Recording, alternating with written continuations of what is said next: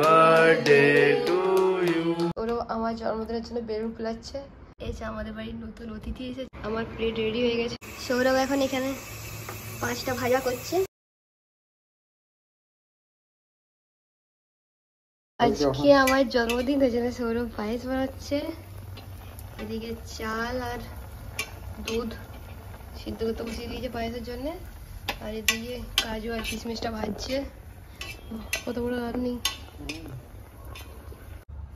পায়েস এখন রেডি হয়ে গেছে। এরপরে পায়েসটা আর একটু গাঢ় হয়ে গেলে নামিয়ে দেবো। এখানে সৌরভ আমার জন্মদিনের জন্য বেলুন ফুলাচ্ছে। আর আমি আগের থেকে জেনে সবকিছু জেনে বসে আছি হাঁ করে।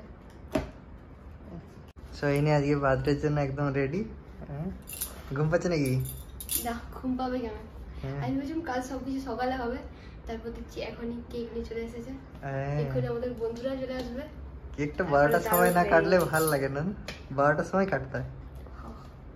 সেরকম কিছু এবারে করা হয়নি। কিছু করার দরকার নেই, কেক কাটলেই তো হচ্ছে, বাস তাহলে হয়ে গেল। ব্রাউনি, হ্যাঁ। এই যে আমাদের বাড়ির নতুন অতিথি এসেছে, ব্রাউনি। কই রে, টাকা একবার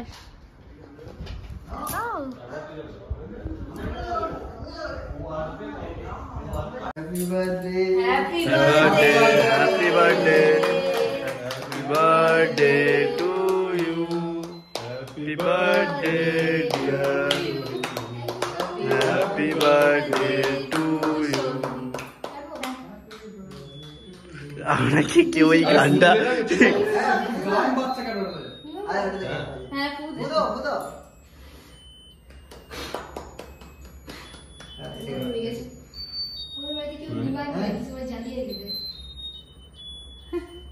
জ্বালিয়ে কাটে? হ্যাঁ, জ্বালিয়ে কাটে। কুমার এই ফোন করেছিল।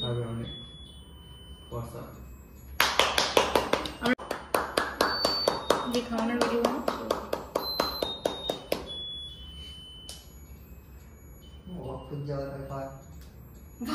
ওকে একটু খাওয়া। খাইয়ে দাও। কি করছো? এইটুকু এইটুকু খাবে? আস্তে আস্তে কি আস্তে আস্তে কি সারা দিন খাবে নাকি?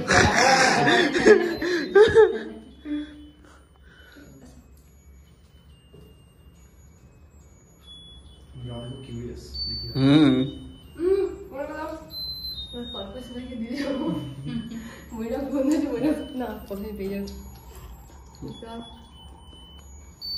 আমাদের এখানে বাবু।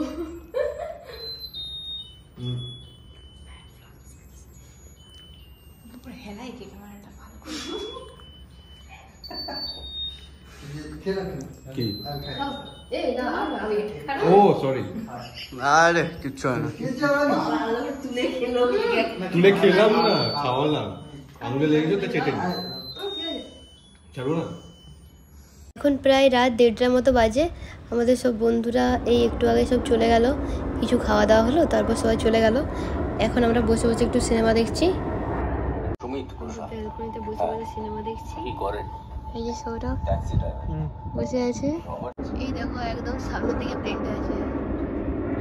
আমরা এখানে বসে বসে সিনেমা দেখছি।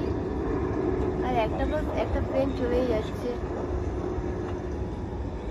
গুড মর্নিং, আবার নতুন একটি ব্লগে তোমাদের সবাইকে অনেক অনেক স্বাগত জানাই। আশা করি তোমরা সবাই খুব ভালো আছো। তাহলে চলো আজকে দিনটাকে শুরু করা যাক। আজ সকাল থেকেই দেখো ওয়েদারটা কি সুন্দর আছে। প্রতিদিন খুব রোদ থাকে, কিন্তু আজকের ওয়েদারটা ভীষণ সুন্দর। একদম হালকা হালকা রোদ আছে, আর ওয়েদারটাও ঠান্ডা, কারণ কালকে বৃষ্টি হয়েছে। সোহিনীর জন্মদিন এই উইকডেজে ছিল। কালকে পায়েস বানিয়েছিলাম, পায়েসটা তো খুব সুন্দর হয়েছিল বলছে। এখন আজকে তাহলে 5 রকম ভাজা আরে হবে, তার জন্য আমি সব সবজি টবজিগুলো কেটে নিয়েছি। সোহিনী শুধু ভাজবে। আজকে বিরিয়ানিও হচ্ছে, চিকেন বিরিয়ানি হচ্ছে। চলো তোমাদেরকে দেখাই। এই যে এখানে সব রকম কাটা আছে, 5 রকম ভাজা। এই যে আলু, বেগুন, কাঁচকলা, কুমড়ো আর ভেড়ি, আর এই যে বেরেস্তা ভেজে রেখেছি এখানে। এখানে বিরিয়ানির আলু, এদিকে মাংসটা এদিকে হচ্ছে, মাংস হচ্ছে বিরিয়ানির জন্য, আর এখানে চালটা সেদ্ধ হচ্ছে। চালটা সেদ্ধ হচ্ছে। এগুলো হয়ে যাওয়ার পরে এগুলো ভেজে দেবো, তাহলে ভাজা আর বিরিয়ানি শুতে হয়ে যাবে। আর পায়েসটাও আছে। পায়েসও আছে। সৌরভ এখন এখানে 5টা ভাজা করছে। এই আলু ভাজা হচ্ছে, এরপরে এই সবগুলো ভাজবে বলছে। আমি বলছি ভেজে দেবো, কিন্তু না আমি ভাজবো। পারবে তুমি? সব পারবো এখন। ভাজার পর একটু কষতে দিতে হবে। সৌরভ এখানে আলু ভাজা, কুমড়ো ভাজা, কাঁচকলা ভাজা, ভেড়ি ভাজা করে দিয়েছে। এরপরে বেগুন ভাজা করবে রান্নি, বড় রান্নি। আর আমি এখানে বিরিয়ানিটা বসিয়ে দিয়েছি। এখন এটা 15-20 মিনিট দমে দেবো, তারপরে খাওয়া হবে। বেগুন ভাজা। সৌরভ এখন এই যে পোস্তটা ছড়িয়ে দিচ্ছে সবের উপরে। এই যে আমার প্লেট রেডি হয়ে গেছে। এদিকে 5 রকমের ভাজা আছে, এদিকে একটু পেঁয়াজ কেটেছি, এদিকে পায়েস আর বিরিয়ানি, আর একটু রায়তা করে রেখেছি। ভালো লাগছে। রায়তা কেটে এখন মাত্র গেল মানে রায়তা খাইনি বলে ওদের আবার খেয়াল ছিল না। খুব ভালো হয়েছে। এখন প্রায় বিকেল 4:30টার মতো বাজে। আমি রাতের খাবারটা বানিয়ে নেব। আজকে একটু সোয়াবিন আর আলু দিয়ে তরকারি করব। এখানে আদা, রসুন আর কাঁচা লঙ্কা পেস্ট করে দিয়েছি। এখানে পেঁয়াজ কেটে রেখেছি কুচি করে। এখানে আলু কেটে রেখেছি, আলুগুলো একটু বড় বড় করে কেটেছি। আর এদিকে সোয়াবিনগুলো ভিজাতে দিয়েছি। এখন আমি সোয়াবিনগুলোকে দিয়ে দিচ্ছি।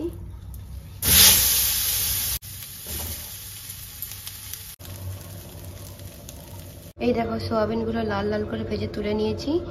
এরপর আমি মশলাটা কষবো। প্রথমে আমি কড়াতে তেল দিয়ে দিয়েছি, সরষের তেল।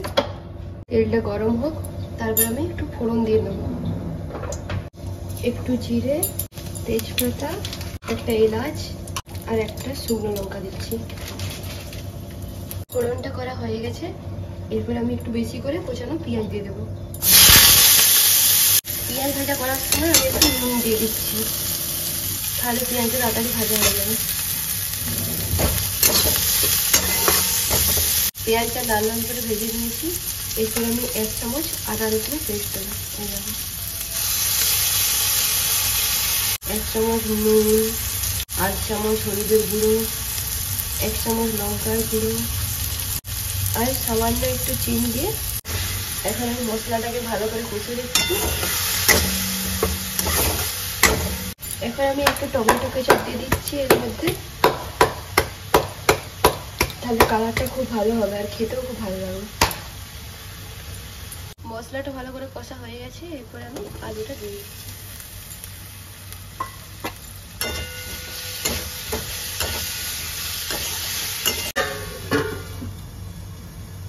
প্রায় 10 মিনিট পর এরপর আমি ঢাকাটা খুলে দেখবো কত সিদ্ধ হয়েছে। আর এরপর সোয়াবিনগুলোকে মিশিয়ে দেবো। সোয়াবিনের তরকারি রেডি। তো এখন প্রায় সন্ধ্যে 7:30টার মতো বাজে। আমরা এখন যাচ্ছি সোসাইটির মধ্যে একটু ঘুরতে। অনেকদিন ধরে বাইরে হাঁটাও হয়নি, সারাদিন ঘরেতে আছি। তো তাই ভাবলাম যে সন্ধ্যাবেলা একটু হেঁটে আসি, কি তাই তো। আর আজকে বাইরে কিছু খাবো না। আর অনেকদিন ধরে বেশ বাইরে খাওয়া হচ্ছে, তো এখন আর বাইরে কিছু খাবো না, বাড়িতেই খেয়ে নিয়েছি একটু। এরপর একটু ঘুরে তারপর চলে আসবো। আমরা এখন লিফটে চেপে গেছি, এখন আমরা নিচে যাচ্ছি। আমরা এখন সোসাইটির মধ্যে দুজনে হাঁটছি। বেশ ভালো রকম হাওয়া দিচ্ছে। এখানে অতটা গরম নেই, এখানে ওয়েদারটা ভীষণ সুন্দর। তবু আজকে যেটুকু গরম ছিল, এই এখন এই সন্ধ্যাবেলাতে একদমই গরম নেই। তারা তোমাদের দেখাচ্ছি কি সুন্দর হাওয়া দিচ্ছে, দেখো একবার, দারুণ হাওয়া দিচ্ছে। দাঁড়াও একটু,